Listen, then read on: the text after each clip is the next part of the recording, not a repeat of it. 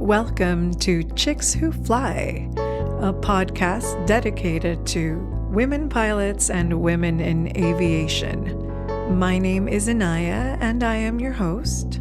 I am a vocalist, a DJ, and a producer, and I'm also a student pilot. I am currently working on my private pilot certificate, and while I am getting some finances in place to finish my training, I have decided to stay active in the aviation community by starting this podcast, among other things. I plan to interview and feature different women pilots and women in aviation and bring those interviews to you. And hopefully you guys enjoy the interviews as much as I enjoy spending time with these amazing ladies. Today, I got to have a conversation with Los Angeles-based artist and aviatrix Farida Amar. Farida is a commercial helicopter pilot with an IFR rating, and she is currently working on her commercial add-on fixed wing. Farida is the creative director for Sovo magazine, and she is also an installation artist. LA Weekly featured Sovo magazine in their publication and said that Sovo magazine is its own work of art. In today's conversation, Farida and I get to talk about what it's like growing up with a pilot mom. We get to compare the benefits and drawbacks of helicopters versus airplanes. We also explore some of the frustrating financial and logistical challenges that Farida has faced and is still currently facing in her training. And we also get to talk about why it's better to buy a plane to complete your training. The things that we look for in a good instructor-student relationship when we're up in the air, when it's a helicopter, and when it's an airplane.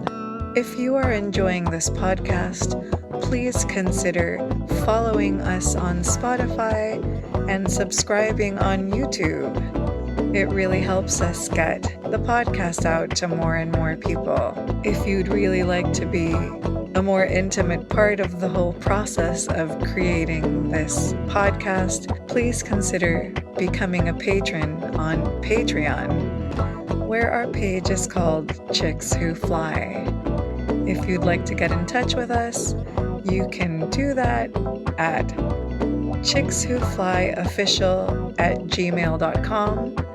And please also feel free to visit our website and connect with us there at chickswhofly.com. So without further ado, please sit back, relax, and enjoy the conversation that I got to have with Farida Amar. So hi, welcome to the podcast. I'm really happy that I get to have this conversation with you. How's it going? Good. Thank you for having me. My pleasure. So I think the first thing I want to ask you about is just where it all started for you. How did aviation become something you wanted to do? I feel like this is the most common question in aviation too. Right. Yeah, people have asked me this a lot, and I think it's because I grew up watching my mom fly. My mom was a private pilot. She flew planes, and she had her licenses, but she just flew for herself. She owned her own plane and just flew for fun. And when I was little, I remember waking up a lot in the airplane because she would kind of pick me up when I was still asleep at like 3 a.m. and then drive to the airport and then just put me in the plane and like strap me in, and I'd wake up in the back seat of her Cherokee 6. And then after her flights in the morning, she would take me to school and she would go to work. And I think she did it just for herself, to have like personal freedom and something that was just her own every day. So sometimes I remember going to the airport, and sometimes I just remember waking up in the plane. And I think that's why it was around in my life at a really young age, and I knew it was possible, because I saw her doing it. Yeah, it sounds actually like a lot of fun. Yeah, I think the problem was that I always wanted to listen to the engine, so I would often just take the seatbelt off and lie on the ground. And so she couldn't take me, because I liked hearing the plane vibrate and the sounds of everything in it. So I put my head on the floor to listen. I also did that in commercial flights a lot as a kid, and then the stewards wouldn't know what to do because they couldn't get their cards past me, and I'd be laying on the floor listening to the sound of the plane. My mom thought I might become a mechanic, an engineer, not a pilot. What ratings and certifications do you have now? I have a commercial helicopter license and an IFR rating, and I started my commercial add-on rating for fixed wing, but didn't complete it yet. Okay, I remember you had started that last time we had spoken, which is impressive because I can't even finish the airplane one right now. It's a lot of work and time and money. Yeah. Yeah, that's the part that's stopping me still, but I'm working on it. Now I have a plan. At the beginning I was just kind of trying to wing it. No pun intended, actually. So what did your training look like? When did you start training? I started in the middle of 2005, and I was flying with Star helicopters out of Hawthorne Airport. And my first instructor was a Marine who was also a lead engineer for SpaceX. So he was real strict, and he also didn't really like teaching our students, which I think most instructors feel like. So he said no to almost everyone, but we got along, and he liked me, so he decided to train me, and he was really, really, really hardcore. I think, every instructor I've had since him was not as strict as he was. So he set the standard really high going in, and then he left because he stopped teaching helicopter, and he went full-time at SpaceX, and they also moved him to Florida, to the headquarters there for SpaceX to build, to run the space launches for rockets and stuff. And so he stopped teaching, and I tried flying with the other instructors there at the same flight school, and I thought they were all going to kill me, so I called him, and I was like, come back, or I'm not going to fly. And he was like, how about I come get you and take you to the woman who trained me instead of you quitting? And I was like, okay. So he drove to my house in the morning at 5 a.m. and picked me up and drove me to what became my second flight school in St. Leon in Long Beach.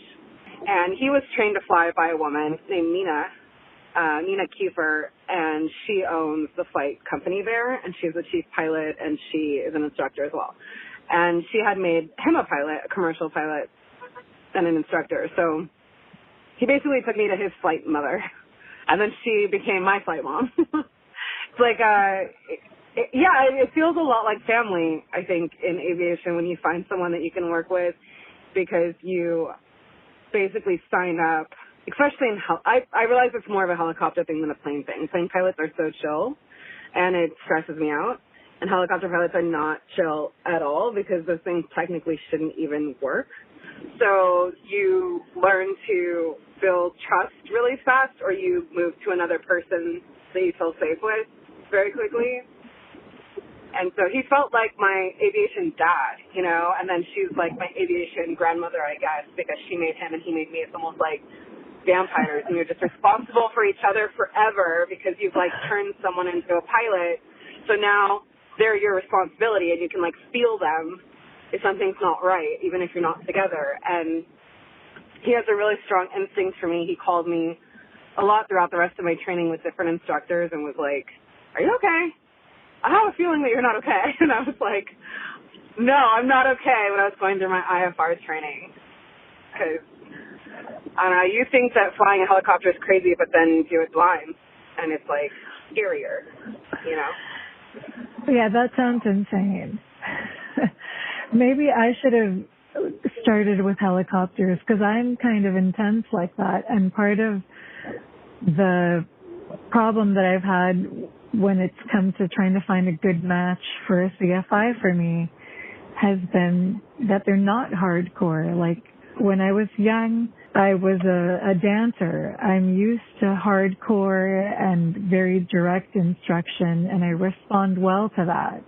So well, you need to find like an ex-military, you know, fighter pilot or something to train you, because my mom was also trained to fly by a fighter pilot, and I grew up in a family of like military. Everyone in my family is like a doctor, or like they're all surgeons or they're military. Mostly the Marines.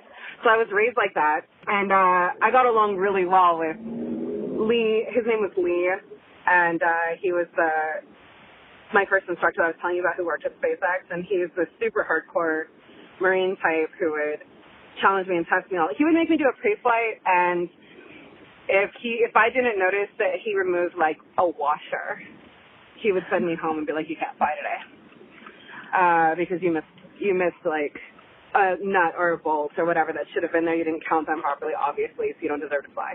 He would just send me home. So I learned everything. I learned like the gauge of steel on each part of the aircraft. I learned like all of it, every single torque stripe. I know exactly where they are, and I don't miss anything in my pre-flights anymore. And then I went to planes, and they were like, "Okay, let's go." And I was like, "What? Where is the engine? Don't we have to change the oil or at least like check all this stuff?" And they were like, "What? No, you can't see the engine in a plane. It's covered under the cowling." And I was like, "No, I'm not flying something if I can't inspect the engine first." And they were like, "Well, then you can't fly planes." And I was like, "What? You guys don't even look at the engine before you get in the aircraft?" And they were like, "Well, you know, maintenance looks at it every few months. It's fine." And I was like, "Well, I want to see the maintenance logs." And they were like, "Seriously?" And I was like, "Seriously?" And I made them bring them out. And when I was reading the logs, I realized that their maintenance guy was in the hangar next door to the flight school that I was at. And I was like, "Well, I want to go meet them and talk to them." And they were like, and I made them walk me over and introduce me to the mechanic. And I asked them what the last check was like on the aircraft I was about to fly, and I asked them to walk me through what they did. And until I felt safe in that aircraft, I didn't get in it. And planes in general are safer, and they kind of just want to fly. I remember once turning both engines off in a plane. I was flying the turbine with two engines, and we turned the engines off, and it took 10 minutes for us to lose altitude at all. Yeah. And it was like 50 feet of altitude. And I was like shocked that it was so... It was just like, it's like nothing happened. It's like we're not falling at all because this thing glides, which helicopters are not like that. You have less than maybe 5 seconds to respond to an engine failure, or your blades like close and you can't open them again, you know? Yeah, and I remember being in a plane, and it was also my first experience before I considered to train in planes was at a 99's like air race thing, and it was a little triangle when they did. And I was in the back seat, and they were just like talking and hanging out, and they were like turning around and talking to me, and they didn't have their hands on anything for a while, you know, and it was fine. Plane was fine. They weren't doing anything wrong. And I was like, "Don't you have to do something right now?" So I'm like, "No, we're good. We're on autopilot. We're flying, you know." And they were right. You know, after I learned, that's what we did too, but that would never happen in a helicopter, you know? Yeah. The more you talk about it, the more I think I, first of all, really like helicopters. And second of all, I think that is a brilliant idea, me with an ex-military person, because the kind of dancing that I did, you know, that's the way the instruction is. It is very similar to military. I seeked out the ones that most instructors like didn't like working with them because they were considered really difficult pilots. Those are the people I wanted to train with. I didn't want the fun-friendly one.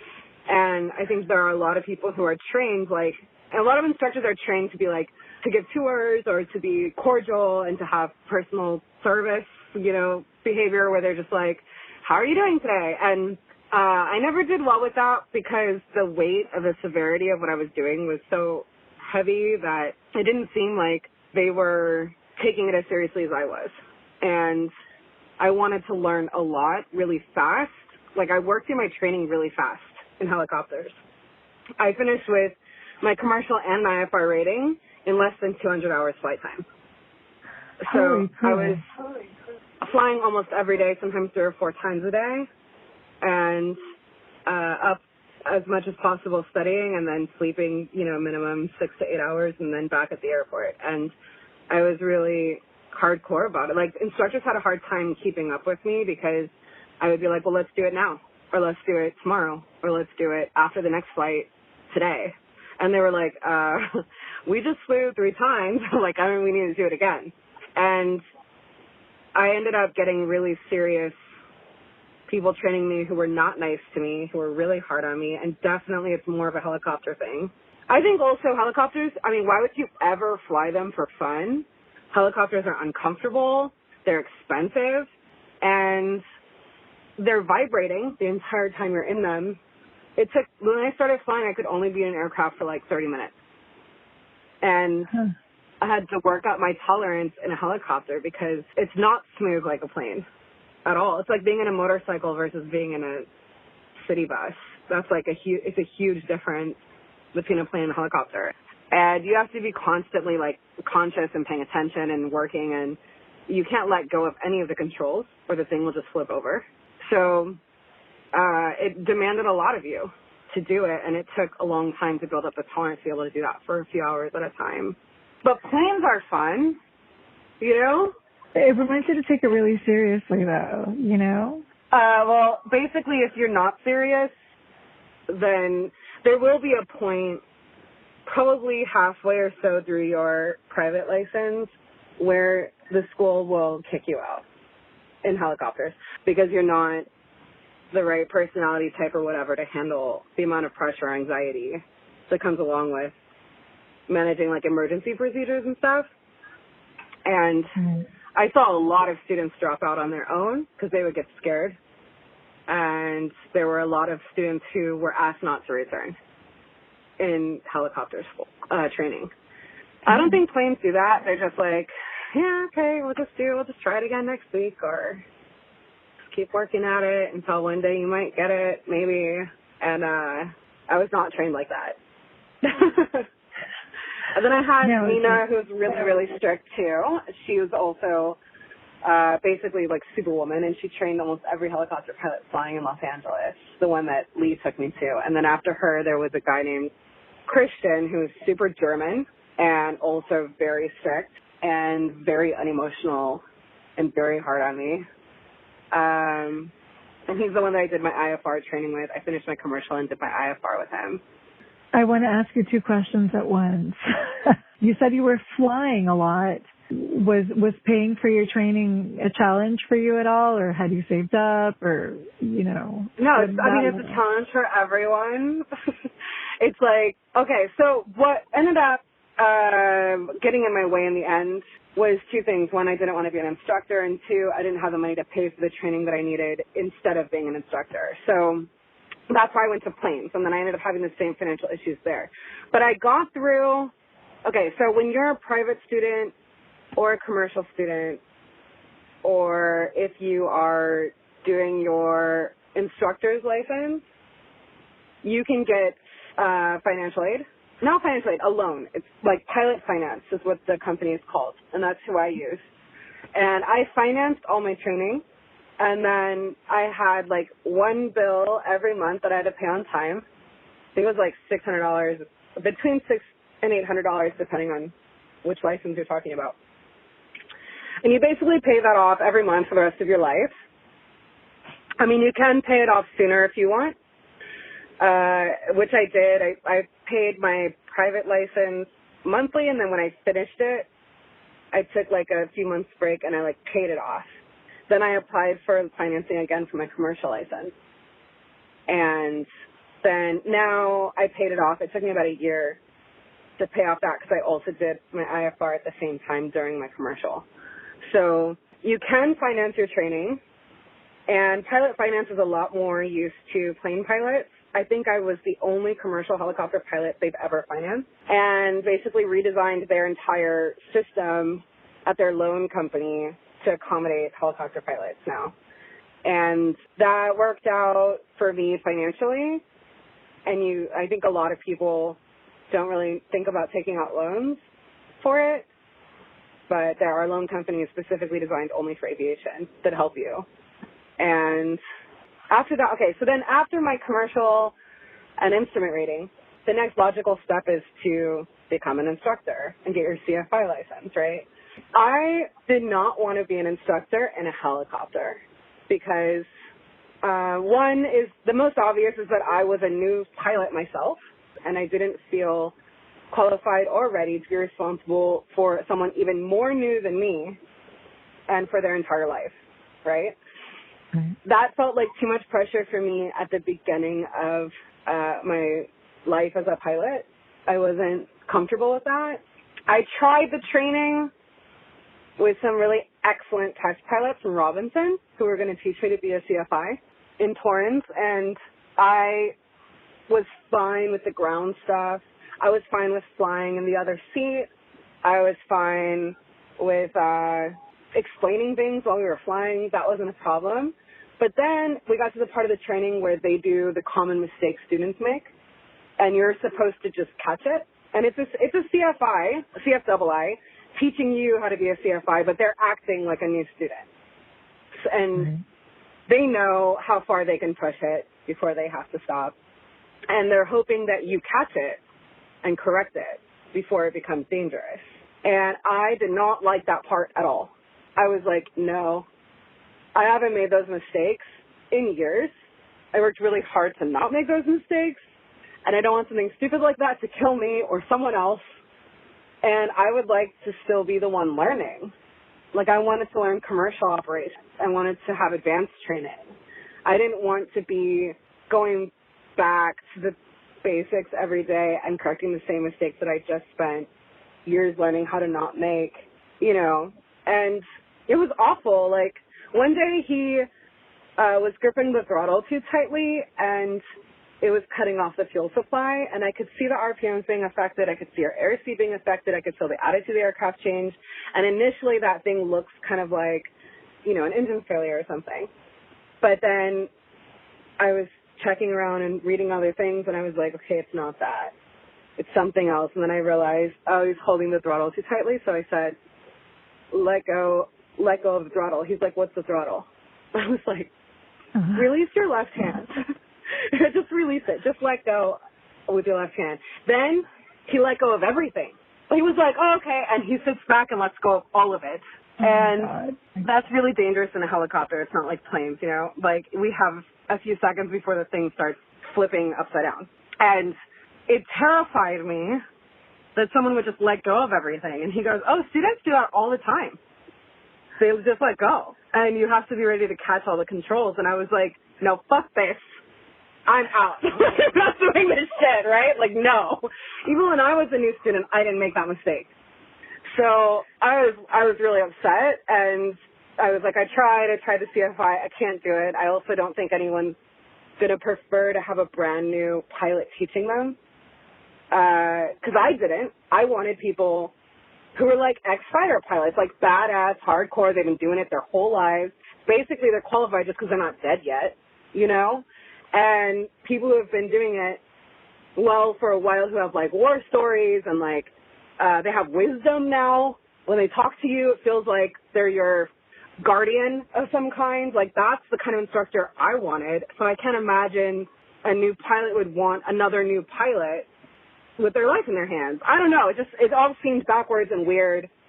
And if you're in Canada, you can't be an instructor when you first finish. You have to like earn more hours, work professionally, and then you can become an instructor later. And I was like, that makes more sense. And so I decided hard no on instructing for me in a helicopter. I would teach in a plane any day. If they want to glide, everyone could let go of everything, and the plane would be fine for like, I timed it. It was like 10 minutes. It was fine. In a helicopter, it's not the same, so I didn't want to teach in a helicopter. Then, when you're in helicopters, there's only one other option. If you don't do the CFI thing, then you have to basically find a way to get to a minimum of 300 hours flight time, because you meet all the requirements, like you have a commercial license, you have an IFR rating, you have all that stuff, but no one will take you for a job if you have less than 300 hours, even entry-level starting position. But when you finish all your training, you're like 200 hours. And 1 hour in a helicopter that you can do advanced training in, even the smallest one, is like $600 an hour. So you're looking at between $6 an hour for 100 hours, right?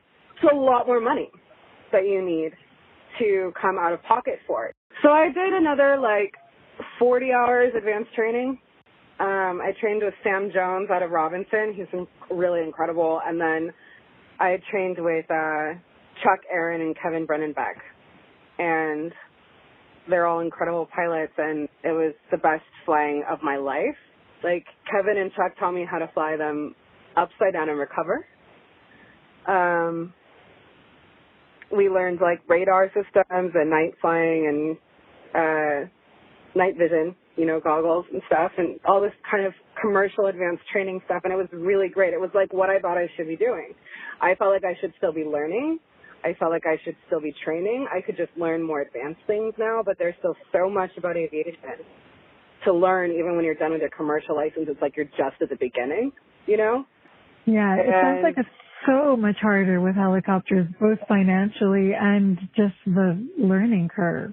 Yeah, it's a million. I think I didn't finish my plane stuff, but mostly I think I was bored, to be honest. But but helicopters is for sure more expensive, like 3 times more expensive maybe, and definitely more dangerous than a plane, just because of the physics of it are more dangerous.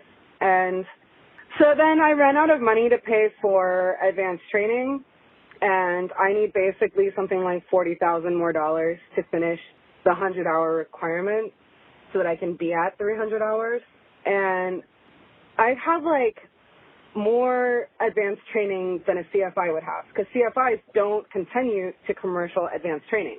I've done a lot of the training that would be expected in a entry-level job with some of the best pilots, and I have certifications from them, but I can't get a job because of hours.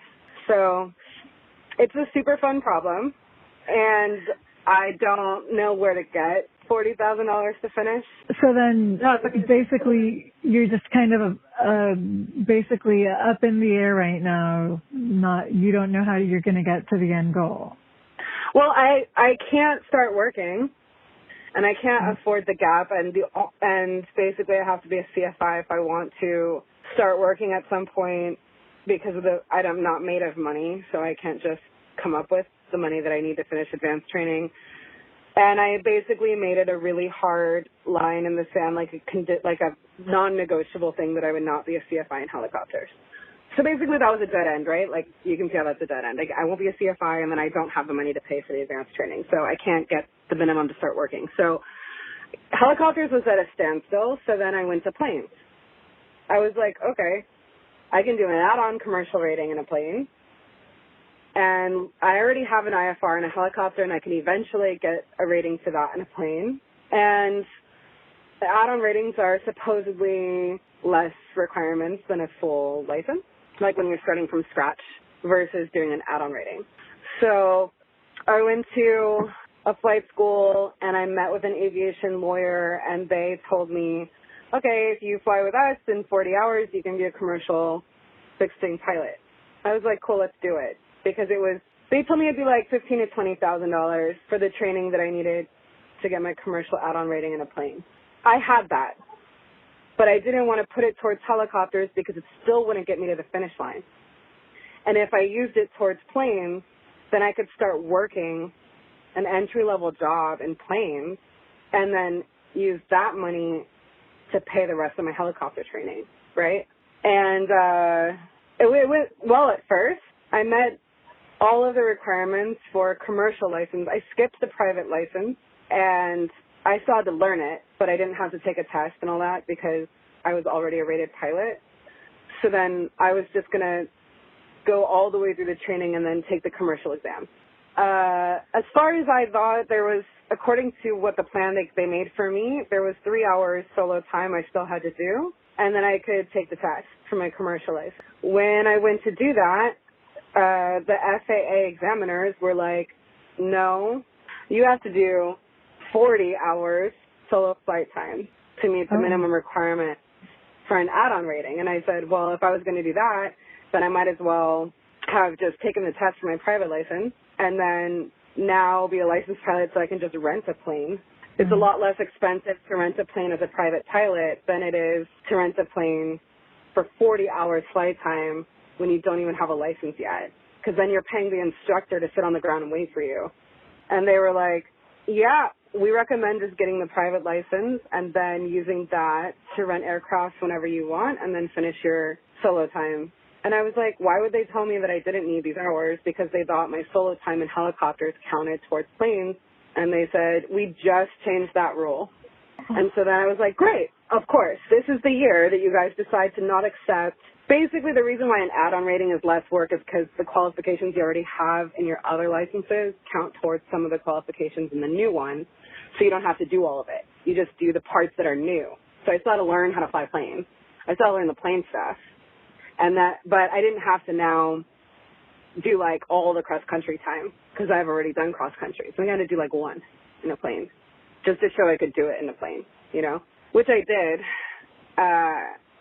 Anyway, so then they were like, okay, well, either you're going to take the private exam and finish the 40 hours or you're going to not take the private exam and finish the 40 hours. Either way, it's going to be roughly another $20,000, $25,000 to finish your license, which puts me back in the same place that I was in with helicopters, because now it's going to cost me $40,000 to $50,000 to get the plane license. And that's not a small difference. No, it's twice as much as what they told me I would have to do. And I was like, why would an aviation lawyer not know this? They said, well, we just changed these rules this year.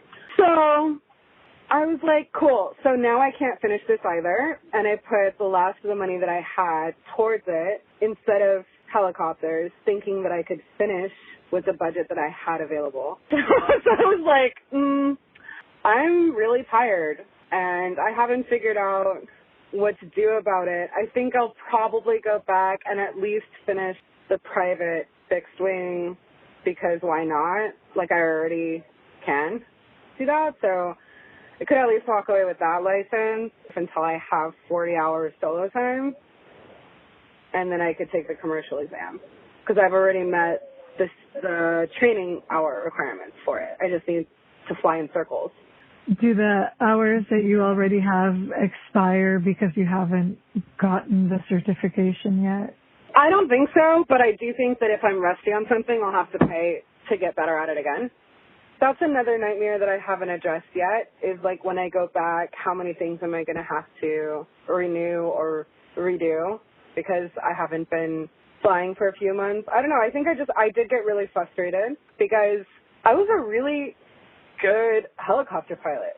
I was really good. And I could have done it, you know, and I was willing to do the work and to do additional training and to work my ass off. And I had excellent instructors and I was really serious and focused. And all the advanced training I did with people who are like way more senior than me, who have been like test pilots for Sikorsky for like 25 years, you know, these kinds of amazing pilots who liked working with me and were encouraging me to continue because they saw something in me. Like I could have done this, but I have to come up with money I don't have.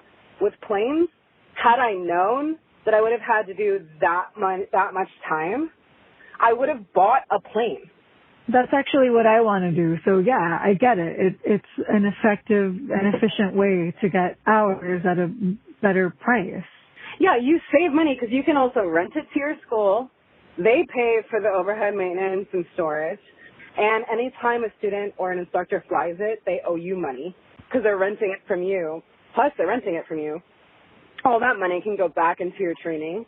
And then when you're done, you could sell it and then make back money from all of that. And then you can start working and never really have the responsibility of like the maintenance and the logs and the records and the FAA and the storage and all of that, because when you're a student, you can just rent it to your school and then sell that shit and move on with your life. You know what I mean? And then also your flight hours with your instructor are less expensive because you don't have to pay the fee to the owner of the aircraft that you're flying. You just have to pay only for the instructor's time. So each hour costs less. And I was like, well, now I'm in $25,000. I can buy like a used Cherokee for like $35,000. Absolutely. You know what I mean? And you could finance that. Hello? Whatever. That's just So my recommendation is start with planes, buy your plane, rent it to your school, finish your private license, then use your own plane that you don't have to pay anyone to rent to fly around in circles as much as you need so you can finish your commercial license hour requirements without having to pay someone a lot of money.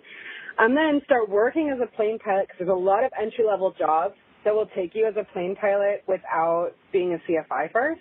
So you can actually go from a commercial license to a job as a plane pilot.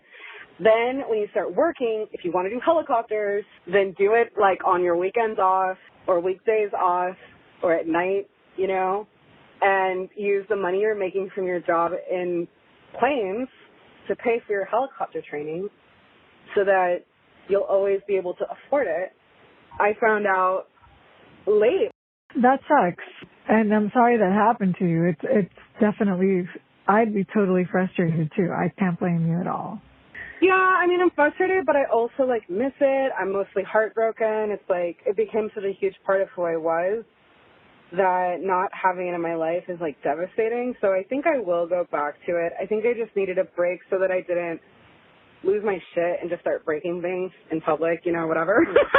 It sounds like it's just so much exponentially harder and more expensive with helicopters.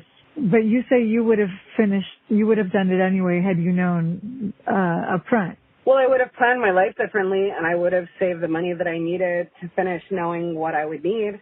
Like, I still would have done it because this is what I want. Even if it was harder, I would have figured it out. What's starting to happen a lot is you leave the helicopter industry and go to the commercial airline industry because all those airlines are recruiting helicopter pilots now because it costs them less money to pay for their add-on rating than it does to train a new pilot. And a lot of helicopter pilots are going. It's easier, it's more affordable, and it's safer to fly planes. And when you're done, you have job options. And when you do get a job, you're paid a little bit above minimum wage as an entry-level pilot. And I think that the whole situation is much better. The industry is also set up for planes. And the career path for a plane pilot is more stable than a helicopter pilot, you know?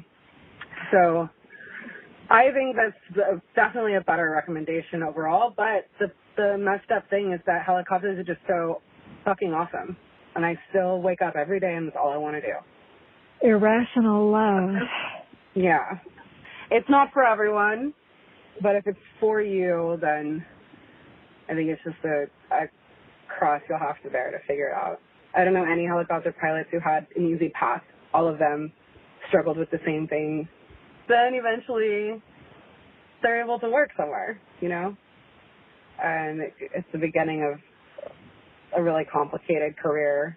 And I don't know if they would do anything else.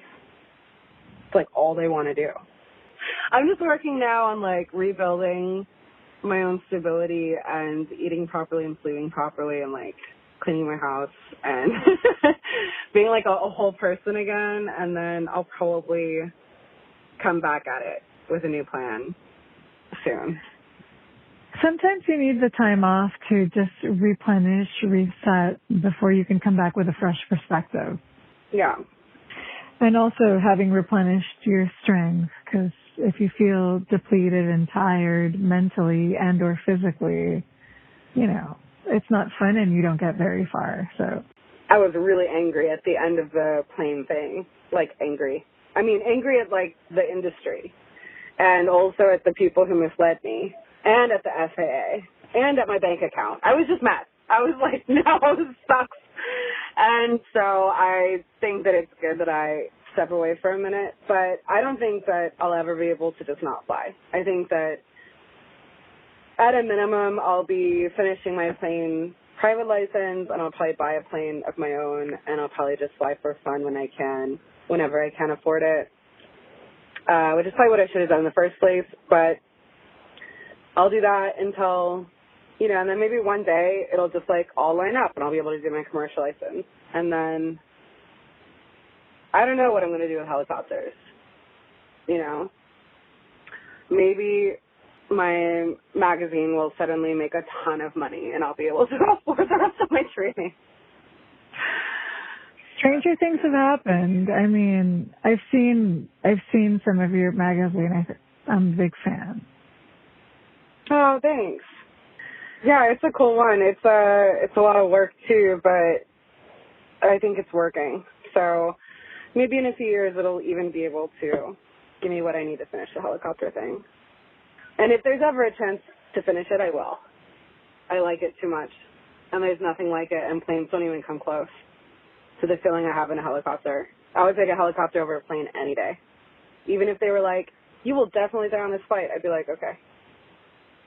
I want to take the helicopter.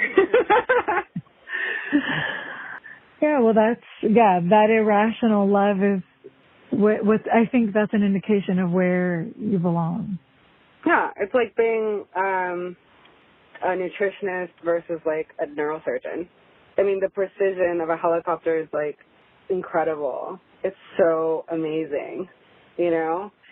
I remember when I was learning to hover, my instructor would stand outside the helicopter and put his hand on the nose of the helicopter, and he would walk left or right or backwards, and I would have to touch the nose of the helicopter to his fingertips the whole time. And if sounds insane. I lost contact with his fingertips, then he would, like, punish me and make me do exercises and stuff that I didn't like doing in the helicopter. And you get really, really good at precision by, like, every increment, you know, all of it. Every single knot, every single notch of altitude is, like, perfect, or like you can't do it. Like, there's certain levels of flying that you can't advance to if you don't have that much precision. Like, you couldn't, I don't know, pick up someone as an EMS pilot on the side of a highway, on the side of a mountain.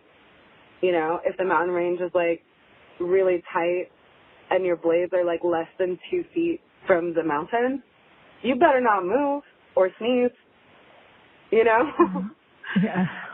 And they're trying to load someone who's, like, had a heart attack or whatever into your aircraft while you're holding still. Like, it's a precision craft. So, if your listeners have not ever watched videos of the helicopter pilots that install power lines, I recommend that you look that up on YouTube. Well, I haven't looked at it, but I am going to now, for sure. Awesome. Yeah, but it's a whole different thing. It's, like, not about flying fast or high or far. It's about, like, turning around in a very confined space, for example, or landing between two trees, or that's more the excitement of a helicopter. Or, like, being completely still in midair. You can't do that in a plane. And we can just stand still and not move, which is, like, really cool. It's a really cool feeling, and it's really hard to do. And when you get good at it, it's, like, very satisfying to be like, I was not moving today for a long time. It sounds like something, the more you talk about it, the more it sounds like something that I would love, which is very dangerous because it's challenging enough for me right now to get the finances together to finish the airplane, which is a fraction of what the helicopter is. So I'm going to try to hold my horses. Yeah. I easily spent, I don't know if it helps other people who are interested in helicopters, including you, but I easily spent about $120,000 on my training. Because of And you don't want to cheap with your training because your life and the lives of people in your aircraft depend on it. Right. Well, in helicopters, all the flight schools charge pretty much the same amount. The only thing that I paid a lot more for was the advanced training with Chuck Aaron, because his training is a really intensive IFR training, and it's like a workshop that you do. But when you finish it,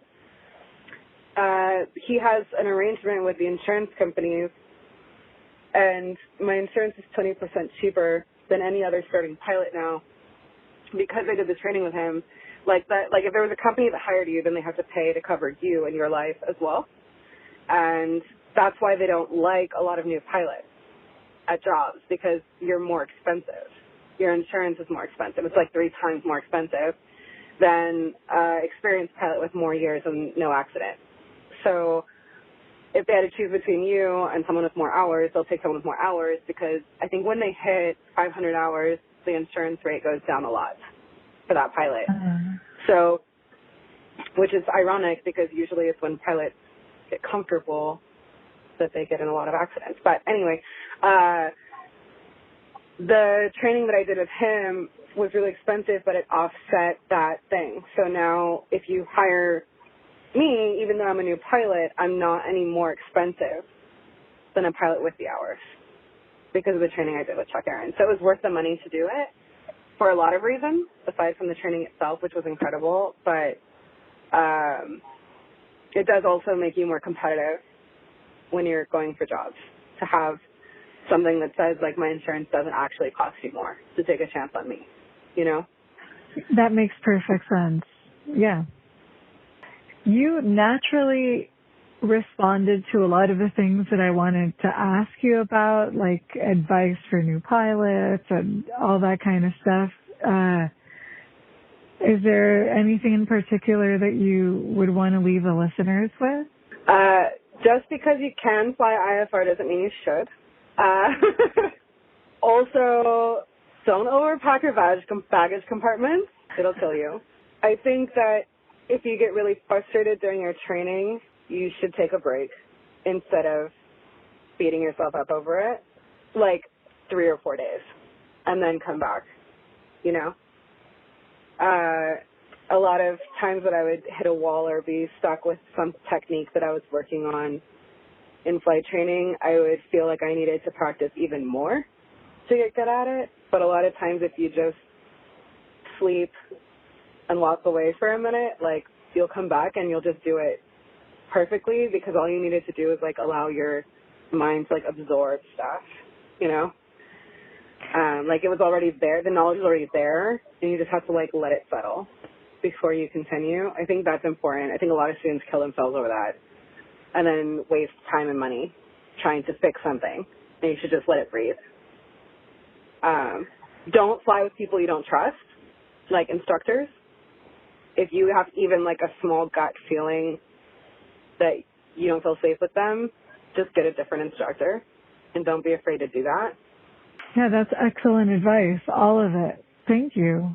Thank you so much. I really appreciate you coming on and sharing your story and, you know, your journey, because it's not always, you know, rainbows and airplanes. So, Oh, it's almost never. Although, oh my God, in a plane. Okay, so I broke my own rule. I did IFR during a storm once in a plane because it was like I really wanted to do it. And, but I took a military pilot with me.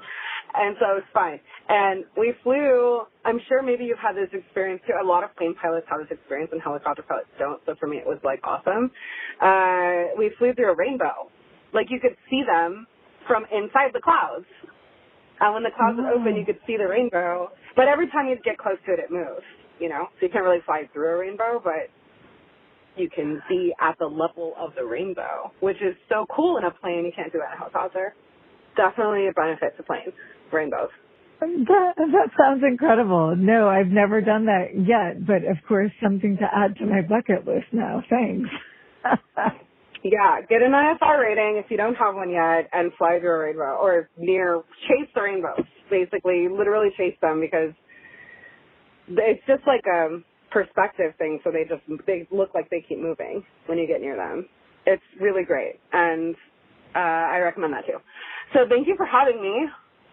And hopefully some listeners who are going through some stuff won't give up just because it's financially hard.